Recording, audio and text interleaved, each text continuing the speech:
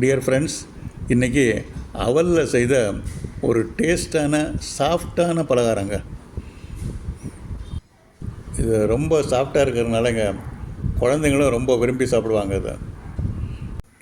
இது சாப்பிட்றப்பங்க ஒரு புலவு டேஸ்ட் இருக்குங்க. இதை கொஞ்சம் சுலபமாகவும் சீக்கிரமாகவும் தயார் பண்ணிடலாங்க. இதை எப்படி செய்யலான்னு பார்க்கலாங்க. இது செய்கிறதுக்குங்க ஒரு பவுலில் 2 கப்பு அவல் எடுத்துக்கலாங்க.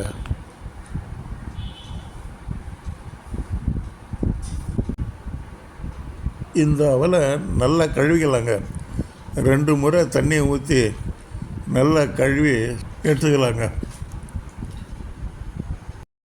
இப்போ இந்த வடிகட்டின தண்ணியெல்லாம் ஊற்றிட்டுங்க அவலை வடிகட்டி வச்சுக்கலாங்க.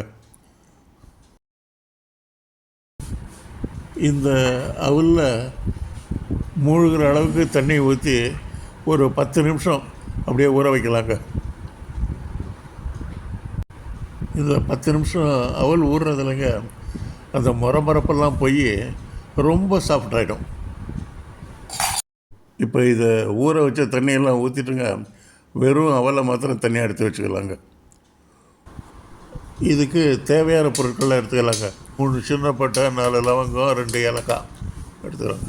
ஒரு சிகப்பு குடமிளகா, பச்சை குடமிளகா, அதை இந்த மாதிரி பெரிய பீஸாக கால் கப்பு கட் பண்ணி வச்சுக்கலாங்க. குறுக்கால கட் பண்ண பச்சை மிளகா, ஒரே ஒரு பச்சை மிளகா, 2 பெரிய வெங்காயம் சின்ன பீஸாக கட் பண்ணி வச்சதுங்க. இந்த பொருட்களை தனியாக எடுத்துக்கலாங்க. 2 தக்காளி கட் பண்ணி வச்சுருக்குங்க. ஒரு 10 பல் பூண்டு, ஒரு 2 கிலோ இஞ்சி, ஒரு கைப்பிடி அளவுக்கு மல்லித்தழை எடுத்து தனியாக எடுத்து வச்சுக்கலாங்க.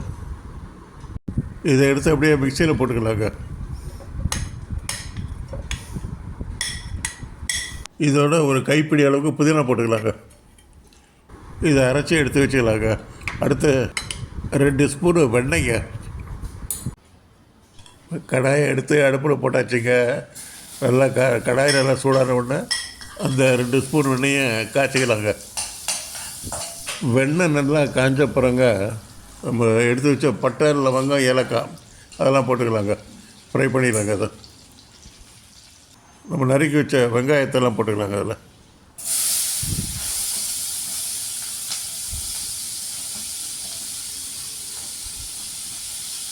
அதை லேசாக ப்ரௌன் கலர் வர வரைக்கும் ஃப்ரை பண்ணிக்கிட்டு அதை ஒரு பச்சை மிளகாய் அதில் போட்டுடலாங்க.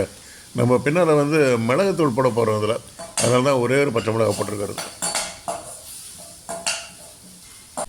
கட் பண்ணி வச்ச குடமிளகா பீஸுலையும் அதில் சேர்த்துக்கிறாங்க.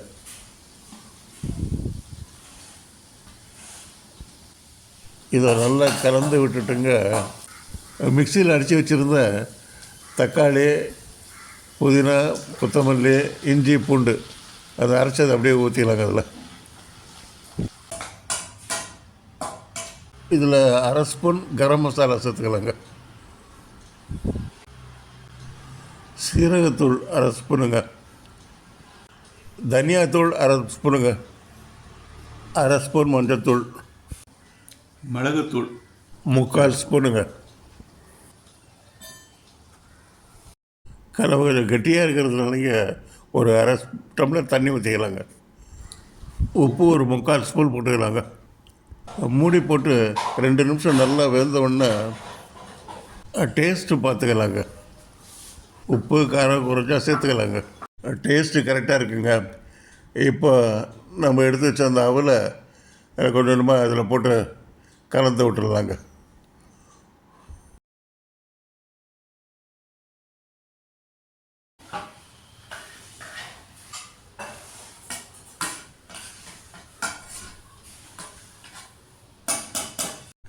இதை ஒரு பிளேட்டில் எடுத்து வச்சுக்கலாங்க. புலவு ஸ்மெல்லு வாசனை நல்லா தூக்குதுங்க. தயிர் பச்சடி வச்சு சாப்பிட்லாங்க.